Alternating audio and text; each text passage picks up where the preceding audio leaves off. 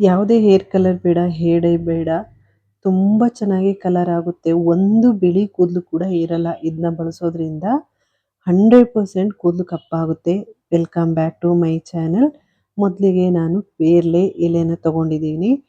ನಾವು ಸೀಬೆ ಹಣ್ಣೆಲ್ಲ ತಿಂತೀವಿ, ಹಾಗೇನೆ ಎಲೆ ಕೂಡ ಕೂದಲಿಗೆ ತುಂಬ ಒಳ್ಳೆಯದು. ಈ ಎಲೆನ ಬಳಸೋದ್ರಿಂದ ಕೂದಲು ಆರೋಗ್ಯವಾಗಿ ನೈಸರ್ಗಿಕವಾಗಿ ಬೆಳೆಯುತ್ತೆ.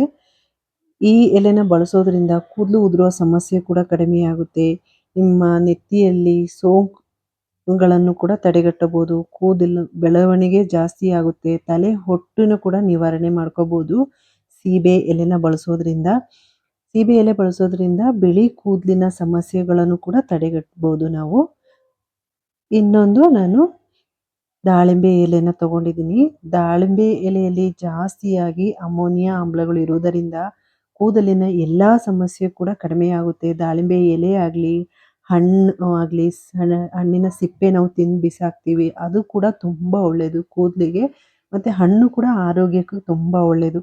ದಾಳಿಂಬೆ ಸಿಪ್ಪೆ ಅಥವಾ ದಾಳಿಂಬೆ ಎಲೆನ ಬಳಸೋದ್ರಿಂದ ಅಷ್ಟೇ ಕೂದಲು ಚೆನ್ನಾಗಿ ಬೆಳೆಯುತ್ತೆ. ಕೂದಲು ಉದುರೋ ಸಮಸ್ಯೆ ಕೂಡ ಕಡಿಮೆಯಾಗುತ್ತೆ. ಇವಾಗ ಕೆಂಪು ದಾಸವಾಳ ತಗೊಂಡಿದ್ದೀನಿ. ದಾಸವಾಳ ಸಿಕ್ಕಿಲ್ಲ ಅಂದರೆ ಅದರ ಎಲೆನೂ ಕೂಡ ಯೂಸ್ ಮಾಡ್ಬೋದು. ದಾಸವಾಳನ ಬಳಸೋದ್ರಿಂದ ಅದರಲ್ಲಿ ಅಮೋನಿಯಾ ಆಮ್ಲಗಳು ಹೆಚ್ಚಾಗಿರುತ್ತೆ. ಕೂದಲಿನ ಬೆಳವಣಿಗೆ ಕೂಡ ಜಾಸ್ತಿ ಆಗುತ್ತೆ ದಾಸವಾಳ ಅಥವಾ ದಾಸವಾಳ ಎಲೆಯನ್ನು ಬಳಸೋದ್ರಿಂದ.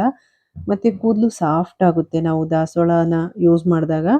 ಇದು ಕೆಂಪು ದಾಸವಾಳದ ಎಲೆ ಮತ್ತು ದಾಸವಾಳನ ಯೂಸ್ ಮಾಡ್ಕೋಬೋದು. ಇದನ್ನು ಫಸ್ಟು ಚೆನ್ನಾಗಿ ತೊಳಿಬೇಕು. ದಾಸವಾಳನ ನೀಟಾಗಿ ತೊಳೆದುಬಿಟ್ಟೆ ಯೂಸ್ ಮಾಡಿ. ಏನೇ ನಾವು ಯೂಸ್ ಮಾಡಬೇಕು ಅಂದ್ರೂ ಫಸ್ಟ್ ಕ್ಲೀನಾಗಿ ತೊಳೆದುಬಿಟ್ಟೆ ಯೂಸ್ ಮಾಡಬೇಕು. ನಿಮಗೆ ಎಷ್ಟು ಬೇಕು ಅಷ್ಟು ದಾಸವಾಳನ ಹಾಕೋಬೋದು. ಹಾಗೆಯೇ ಪೇರ್ಲೆ ಎಲೆನೂ ಕೂಡ ನಾನು ತೊಳೆದು ಯೂಸ್ ಮಾಡ್ತಾ ಇದ್ದೀನಿ. ಪೇರ್ಲೆ ಎಲೆ ಬಳಸೋದ್ರಿಂದ ನಿಮಗೆ ಬಿಳಿ ಕೂದಲಿನ ಸಮಸ್ಯೆ ಕೂಡ ಕಡಿಮೆಯಾಗುತ್ತೆ. ಕೂದಲು ನೈಸರ್ಗಿಕವಾಗಿ ಬೆಳೆಯಲು ಸಹಾಯ ಮಾಡುತ್ತೆ ನಾವು ಪೇರ್ಲೆ ಎಲೆನ ಬಳಸೋದ್ರಿಂದ. ಆದಷ್ಟು ಎಳೆ ಚಿಗುರನ್ನ ತಗೋಬೇಕು. ಇದು ನಿಧಾನವಾಗಿ ಬಿಳಿ ಕೂದಲು ಕಪ್ಪಾಗಲು ಸಹಾಯ ಮಾಡುತ್ತೆ ಪೇರ್ಲೆ ಎಲೆ. ಇದನ್ನು ಕ್ಲೀನಾಗಿ ತೊಳೆದು ಬಿಟ್ಟು ಚಿಕ್ಕದಾಗಿ ಕಟ್ ಮಾಡಿ ಹಾಕ್ಕೊಳ್ತಾ ಇದ್ದೀನಿ. ಇದರಲ್ಲಿ ಜಾಸ್ತಿ ಔಷಧಿ ಗುಣ ಹೊಂದಿರುತ್ತೆ. ಆದ್ದರಿಂದ ಕೂದಲಿಗೆ ತುಂಬ ಒಳ್ಳೆಯದು ಪೇರ್ಲೆ ಎಲೆನ ಬಳಸೋದ್ರಿಂದ. ಇದನ್ನು ನೀವು ಹಾಗೆಯೇ ಎಲೆನೂ ಕೂಡ ರುಬ್ಬಿಟ್ಟು ತಲೆಗೆ ಅಪ್ಲೈ ಮಾಡ್ಕೋಬೋದು. ಹೇರ್ ಪ್ಯಾಕ್ ಆಗಿ ಕೂಡ ಯೂಸ್ ಮಾಡ್ಬೋದು ಪೇರ್ಲೆ ಎಲೆನ. ಇವಾಗ ಚಿಕ್ಕದಾಗಿ ಕಟ್ ಮಾಡಿ ಹಾಕ್ಕೊಂಡಿದ್ದೀನಿ. ಹಾಗೆಯೇ ದಾಳಿಂಬೆ ಎಲೆನ ಏನು ತುದಿ ಚಿಗುರು ಅಂತ ಹೇಳ್ತೀವಿ ಅದನ್ನೆಲ್ಲ ಕಟ್ ಮಾಡಿಕೊಂಡು ನಿಮಗೆ ಎಷ್ಟು ಬೇಕು ಅಷ್ಟು ಹಾಕೋಬೋದು. ಕ್ಲೀನಾಗಿ ತೊಳೆದು ಬಿಟ್ಟೆ ಯೂಸ್ ಮಾಡಿ. ಈ ಮೂರನ್ನ ಫಸ್ಟು ರುಬ್ಕೋಬೇಕು. ತರಿಯಾಗಿ ರುಬ್ಕೊಳ್ತಾ ಇದ್ದೀನಿ. ಜಾಸ್ತಿ ನುಣ್ಣಗಾಗಬೇಕು ಅಂತನಿಲ್ಲ. ರುಬ್ಕೊಂಡು ಆದಮೇಲೆ ಒಂದು ಕಬ್ಬಿಣದ ಬಾಣಲೆಗೆ ಹಾಕ್ಕೊಂಡಿದ್ದೀನಿ. ಈ ಥರ ಮಾಡೋದ್ರಿಂದ ಅದ್ರ ರಸ ಎಲ್ಲ ಚೆನ್ನಾಗಿ ಬಿಡುತ್ತೆ. ನೀವು ರುಬ್ಕೊಂಡಿಲ್ಲ ಅಂದರೂ ಎಲ್ಲನೂ ಕಟ್ ಮಾಡಿ ಕೂಡ ಹಾಕ್ಕೊಂಡು ಇದನ್ನು ರೆಡಿ ಮಾಡ್ಕೋಬೋದು. ಈ ಥರ ಮಾಡಿಕೊಂಡ್ರೆ ರಸ ಕ್ಲೀನಾಗಿ ಬಿಡುತ್ತೆ. ರುಬ್ಕೊಂಡ್ರೆ ಎಲ್ಲ ರಸ ಕೂಡ ನೀಟಾಗಿ ಹೊಂದ್ಕೊಳ್ಳುತ್ತೆ. ಅದರಿಂದ ನಾನು ರುಬ್ಬಿಟ್ಟು ಹಾಕ್ಕೊಳ್ತಾ ಇದ್ದೀನಿ ದಾಳಿಂಬೆ ಮತ್ತು ದಾಸವಾಳ ಮತ್ತು ಪೇರ್ಲೆ ಎಲೆನ.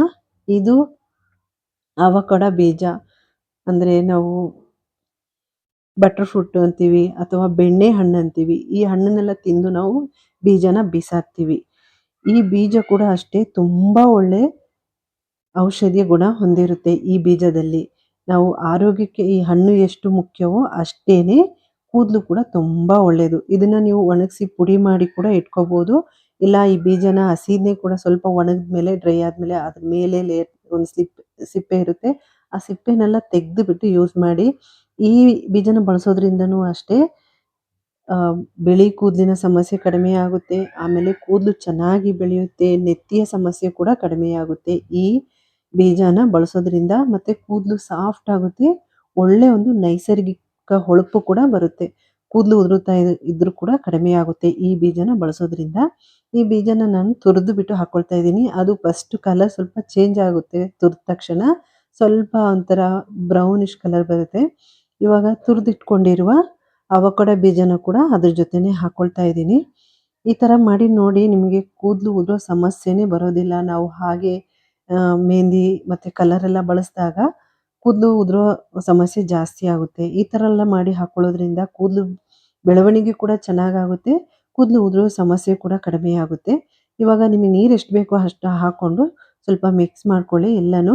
ಇದನ್ನು ಚೆನ್ನಾಗಿ ಕುದಿಸ್ಕೋಬೇಕು. ಕಲರ್ ಚೇಂಜ್ ಆಗುತ್ತೆ. ಸ್ವಲ್ಪ ಕಲರು ಬ್ಲ್ಯಾಕ್ ಕಲರ್ ಆಗುತ್ತೆ.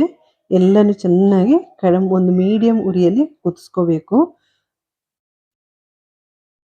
ಕಡಿಮೆ ಉರಿಯಲ್ಲಿ ಕುದಿಸ್ಕೊಳ್ಳಿ. ಈ ಥರ ಮಾಡ್ಕೊಳ್ಳೋದ್ರಿಂದ ತಲೆಯ ಏನೇ ಸಮಸ್ಯೆ ಇದ್ರೂ ಕೂಡ ಕಡಿಮೆ ಆಗುತ್ತೆ ನಿಮಗೆ. ತಲೆ ಹೊಟ್ಟಿನ ಸಮಸ್ಯೆ ಆಗಲಿ, ಕೂದಲು ಉದುರೋ ಸಮಸ್ಯೆ ಆಗಲಿ, ಕೂದಲು ಬೆಳೀತಾ ಇಲ್ಲ ಅಂದರೂ ಕೂಡ ಎಲ್ಲ ಸಮಸ್ಯೆ ಕೂಡ ಕಡಿಮೆ ಆಗುತ್ತೆ ಈ ಥರ ಮಾಡಿ ಹಾಕ್ಕೊಳ್ಳೋದ್ರಿಂದ. ಇವಾಗ ಚೆನ್ನಾಗಿ ಕುದಿಸ್ಕೊಳ್ತಾ ಇದ್ದೀನಿ. ಒಂದು 10 ನಿಮಿಷ ಆದ್ರೂ ಮೀಡಿಯಂ ಉರಿಯಲ್ಲಿ ಕುದಿಸ್ಕೊಳ್ಳಿ. ಕಲರ್ ಕೂಡ ಚೇಂಜ್ ಆಗ್ತಾ ಬರುತ್ತೆ. ಕಪ್ಪು ಕಲರ್ ಬರುತ್ತೆ ಸ್ವಲ್ಪ. ನೋಡಿ ಇವಾಗ ಕಲರ್ ಯಾವ ಥರ ಚೇಂಜ್ ಆಗಿದೆ ಅಂತ. ಈ ಕಲರ್ ಬರುತ್ತೆ. ಇದು ಸ್ವಲ್ಪ ತಣ್ಣಗಾದ್ಮೇಲೆ ನಾನು ಇವಾಗ ಫಿಲ್ಟರ್ ಮಾಡ್ಕೊಳ್ತಾ ಇದ್ದೀನಿ. ಸ್ವಲ್ಪ ಉಗುರು ಬೆಚ್ಚಗೆ ಇರುವಾಗ ಫಿಲ್ಟರ್ ಮಾಡ್ಕೊಳ್ಳಿ. ಇದನ್ನು ಫಿಲ್ಟರ್ ಮಾಡಿಕೊಂಡು ನಾವು ಸ್ಟೋರ್ ಮಾಡಿ ಫ್ರಿಜ್ಜಲ್ಲಿ ಕೂಡ ಇಟ್ಕೋಬೋದು. ಯಾವಾಗ ಬೇಕೋ ಆವಾಗ ಯೂಸ್ ಮಾಡ್ಕೋಬೋದು. 1 ತಿಂಗಳ ತನಕ ಸ್ಟೋರ್ ಮಾಡಿ ಇಟ್ಕೋಬೋದು. ಇದನ್ನು ಫಿಲ್ಟರ್ ಮಾಡ್ಕೊಳ್ತಾ ಇದ್ದೀನಿ. ಇದನ್ನು ಬಟ್ಟೆ ಸಹಾಯದಿಂದನಾದ್ರೂ ಸೋದ್ಕೋಬೋದು, ಇಲ್ಲ ಸ್ಟೈನರ್ ಸಹಾಯದಿಂದನೂ ಸೋದ್ಕೋಬೋದು. ಇವಾಗ ಒಂದು ಚಿಕ್ಕ ಪಾತ್ರೆಗೆ ನಾನು ಸೋದಿಸ್ಕೊಳ್ತಾ ಇದ್ದೀನಿ. ಬಟ್ಟೆಲಾದರೆ ಬೇಗ ಸೋದಿಸ್ಕೋಬೋದು. ಇವಾಗ ನೋಡಿ ಒಂದು ಪಾತ್ರೆಗೆ ತೆಗೆದಿಟ್ಕೊಂಡಿದ್ದೀನಿ.